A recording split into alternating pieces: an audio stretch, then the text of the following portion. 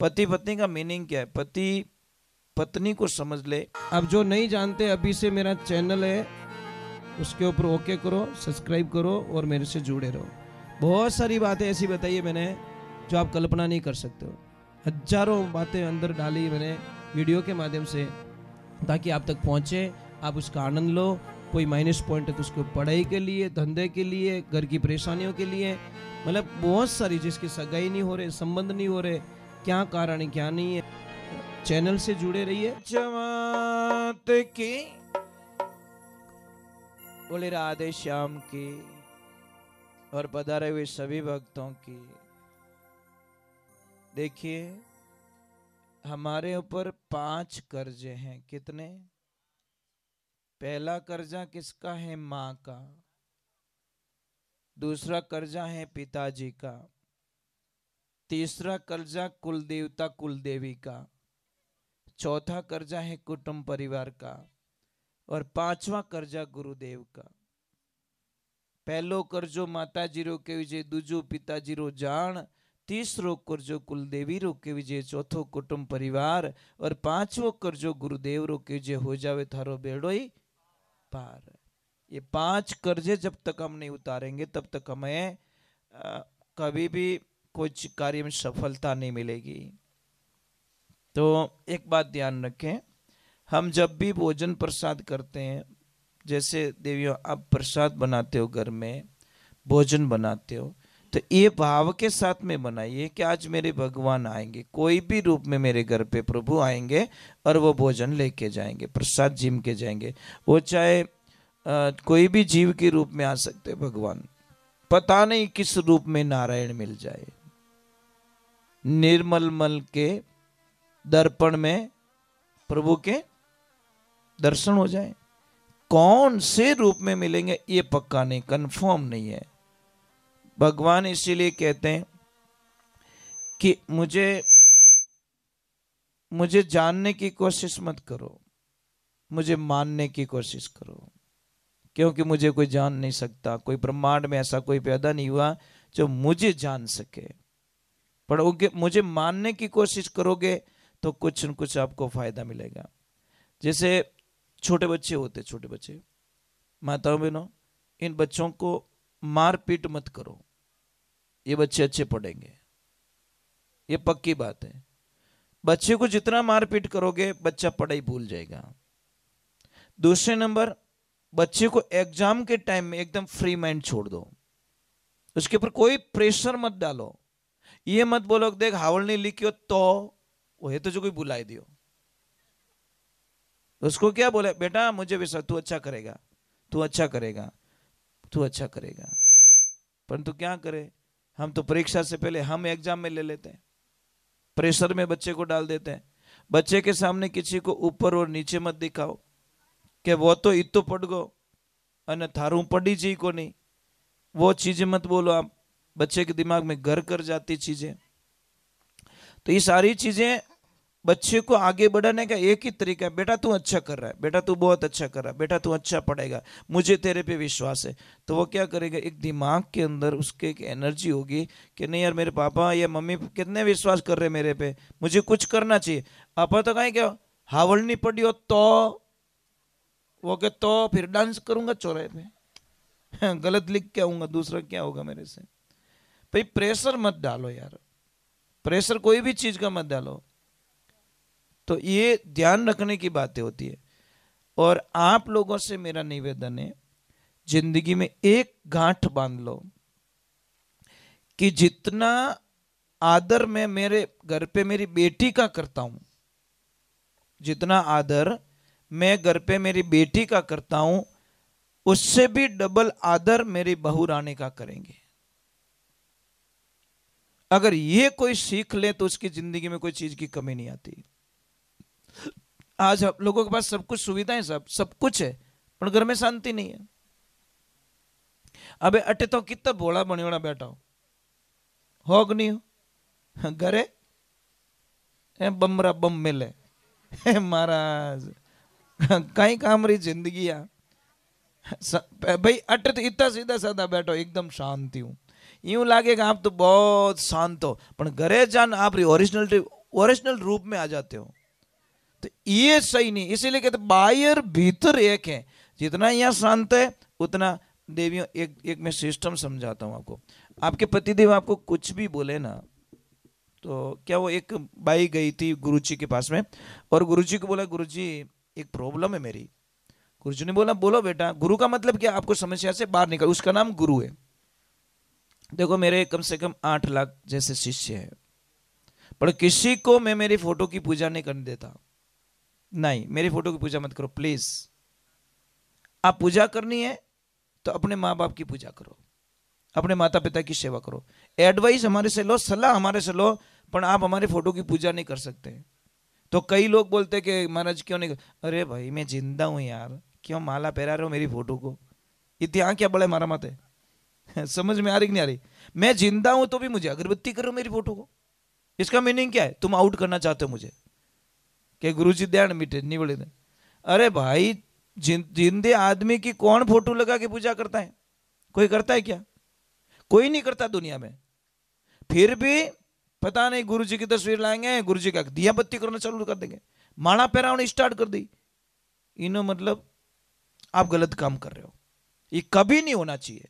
ध्यान कर सकते हो पर आप उनकी पूजा नहीं कर सकते। ध्यान मूलम गुरु मूर्ति, गुरु के फोटो के ध्यान कर सकते हो पर उसकी पूजा करना वर्जित माना गया है। तो ये सारी चीजें बहुत हार्डली लगे। तो वो बाई गई गुरुजी के पास में और गुरुजी को बोला, गुरुजी मेरी एक प्रॉब्लम है, सॉल्व कर दो। कि क्या? कि गुरुजी मैं दिन में 3-4 बार मार खाती हूं। कितनी बार? मेरे पति 3-4 बार आरती कर देते मेरी। इनो कोई टोट को रेवे तो मैंने बताए दो, मारा पति दे मारपीट बंद कर दे। गुरुजी ने बोला बहुत इजी है, मैं ये सीधा जानता हूं कि गुरुजी तारा पग धोइन पानी पी लो, मैंने मारपीट बंद कराए दो।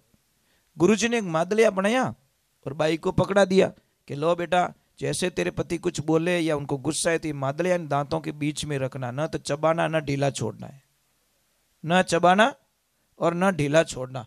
ये मादली उधार लड़ाई बंद कराई दी। बाई को तो गुरुजी के शब्दों में विश्वास आ गया।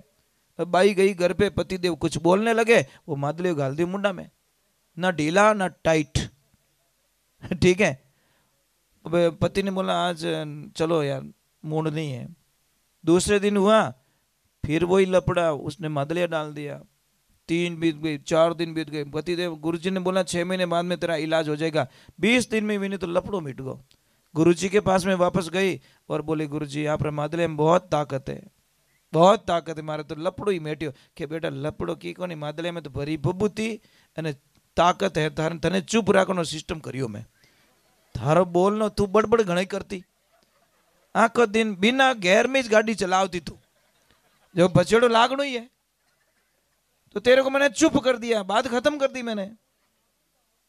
वो बोली यूं है तो कहीं, अब टोट को धारो ही जेतो कि तू चुप रहे, तू मार नहीं खाएगी। वो बोली गुरुजी ये तो मेरे को किसने सिखाया ही नहीं। तो ये सारी चीजें आजकल देखिए, शादी होती है, सब होता है, बढ़िया होता है, बहुत अच्छे काम होते हैं, पर शादी के बाद में लड़ाइयां नहीं मिटती। पति पत्नी का मीनिंग क्या है? पति पत्नी को समझ ले। पत्नी और धर्म पत्नी में फर्क है। धर्म पत्नी हमेशा पति के आदर का पालन करती हैं और धर्म पति क्या करते हैं? लक्ष्मी को कभी गाली गलौज नहीं करता और कोई भी काम उसकी धर्म पत्नी को पूछे बिना नहीं करता। कोई भी काम अपनी पत्नी को पूछे बिना जो आदमी काम करता है वो हमेशा फेल हो जाता है। लिख दो अपनी डायरी के अंदर, नॉट सक्सेसफुल, वो फेल हो जाएगा, क्योंकि उसका मन जुड़ा नहीं है ना। भाई यज्ञ में बैठा तो देंगे पर माड़ा नहीं करी ओम स्वाहा, क्योंकि मन नहीं है, फॉर्मेलिटीज पूरी हो रही है। तो ये मन से जुड़ी हुई नहीं रहेगी है, और जब मन से ये नहीं जुड़ती तो यज्ञ कभी सफल नहीं होता। ये ध्यान रखने की बात है। पर हम लोगों को पता नहीं क्या हो गया, घरे पूछो नहीं, फिर बाद में दीजिए कोई भी काम करते हैं आपके पति, बाद में आपको पता चलता है। कैसा लगता है आपको? बहुत गंदा लगता है ना। भाई तो पता तो चलना ही है ना। तो एक बात ध्यान रखिए, कौन कहता है इनमें बुद्धि नहीं है? कई लोग कहते हैं इनमें लेडीज लोग में बुद्धि नहीं होती। एक छोटी सी बात कहूं, समझ लीजिए 20 साल पहले आपने एक कार खरीदी 20 लाख में। आपकी पत्नी ने बोला पतिदेव कार तो खरीद ली, मुझे भी कुछ दिलाओ। तो आपने बोला कि क्या चाहिए? कि मुझे गोल्ड चाहिए, मुझे गहना चाहिए। गहना ले लिया इन्होंने 20 लाख का, आपने 20 लाख की कार ले ली। 20 साल बाद में महापुरुषों अपनी कार हो गई 1 लाख की। कितनी हुई?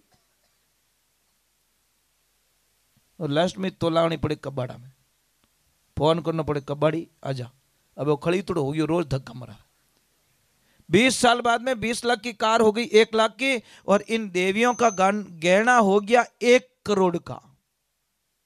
अब कौन जीतिया? वर्ल्ड कप कौन जीतिया? ये जीत गई। आपका गहना 20 लाख से 1 करोड़ का हो गया, और 18 लाख 12,000 कर दिया। आदमी की सबसे बड़ी कमजोरी बताऊं, 3 लाख रुपए आने तो जेब में, मां कसम फॉर्च्यूनर बुकिंग करा दी, भले किस ताड़ो रोवो ला रहे। ये आप नहीं करते हो। ये मैंने माता बहनों की सबसे बड़े प्लस पॉइंट देखा, क्योंकि प्रैक्टिकल तौर पे आपको अगर 100 रुपये सब्जी के दिए जाए तो आप 60 रुपये की सब्जी लाओगे, 40 रुपया लेके वापस लेके आओगे। 100 रुपये पूरे से पूरे खर्च नहीं करोगे। और अटी ने 100 रुपया दे दो, 300 रुपये खातो मंडई आई, क्या लिख दे तू? अरे यार क्या लफड़ा यार, ये प्रॉब्लम से हमारी। इसलिए कोई भी काम इनसे हाथों से कराओ। और आपको एक सूत्र बताता हूं, अगर मैं बोलूं जैसे नहीं हो जाए तो मुझे कोई भी सजा दे सकते हो, ये मैं गारंटी लेता हूं।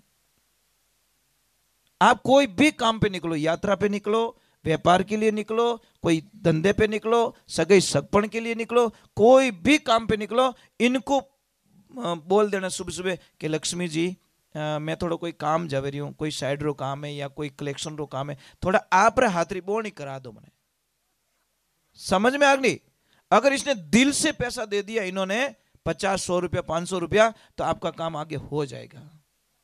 आप प्रैक्टिकल तौर पे करके देख लो। आप पण देवियों कभी प्रेम मांगे तो रिया बड़ता नहीं करो, कहीं कहीं पहल का ही नहीं दिया पासा, ये बात मत बोलना, क्योंकि देवे तो पासा है को नहीं। पहली बात तो ये लेवना ही क्या आदमी, मांगनो नहीं, काम रही जने अरे थोड़ा रहे तो देव नहीं, पासा देव, पासा कहीं दे, પછી કઈ કે દેવું जी तो खाइन जाऊं कहीं, मांगना नहीं पासा अपने देन भूल जानो कि बस पति परमेश्वराय नमः, ये आपके भेंट, दूसरा क्या करे, भूल जाओ। पर देखो एक छोटी सी बात है, ये आपके लिए ही कमा रहे हैं, ये आपके लिए कमा रहे हैं, आपके बच्चों के लिए कमा रहे हैं, आपके परिवार के लिए कमा रहे हैं, आपके फैमिली के लिए कमा रहे हैं।